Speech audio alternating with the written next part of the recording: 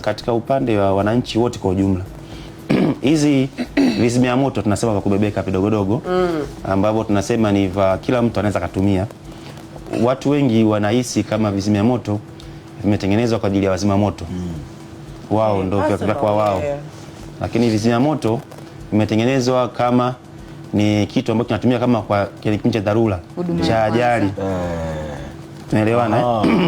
Ni kama huduma ya kwanza, na mtu anapokuwa na kile kibox maalum cha huduma ya kwanza cha matibabu anakonacho nyumbani, ni sawa unapokuwa na ule mtungi nyumbani kwako.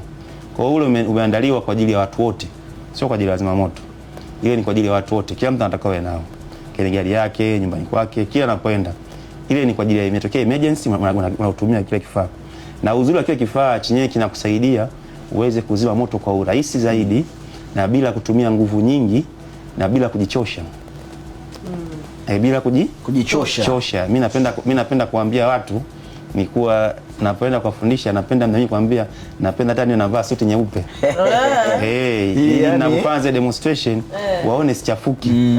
Unafanya kazi kwa smart. Ufanisi ni mkubwa lakini na wewe ujichoshi na kifaa kinazima moto kwa ufanisi mkubwa sana. Ndio lengo la kutengeneza hivi vifaa.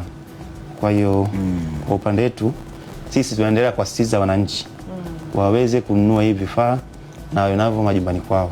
Ni salama. Sababu kwa wale ambao sasa wajiwezi, je, inakuwa vipi, gharama zake zikoje? Kwa wale ambao wajiwezi, madam unatakiwa kuwa nacho unacho moyoni. Unaona? Anacho moyoni. Alafu hilo kwenye swala la gharama na nini, unajua mwisho siku haya ni maisha yangu.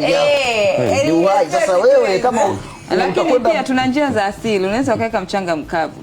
Mchanga kuna hizo pia hizo ni njia za lakini pia wanunue tu au blanket. Lakini sasa blanket kuna special blanket kwa ajili ya moto. Sio blanket zito tu ambalo lakini sasa ukijikuta nyumbani kwako hamna, pia unaweza ukatumia blanket ya kawaida kwa emergency. Kwa dharura unaweza ukatumia.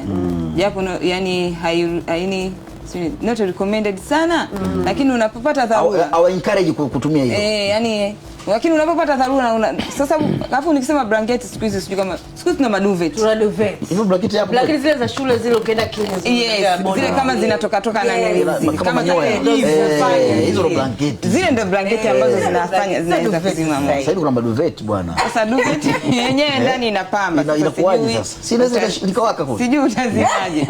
Kwa hiyo tunakushauri wananchi uwe na kizimia moto. Bei sio kubwa.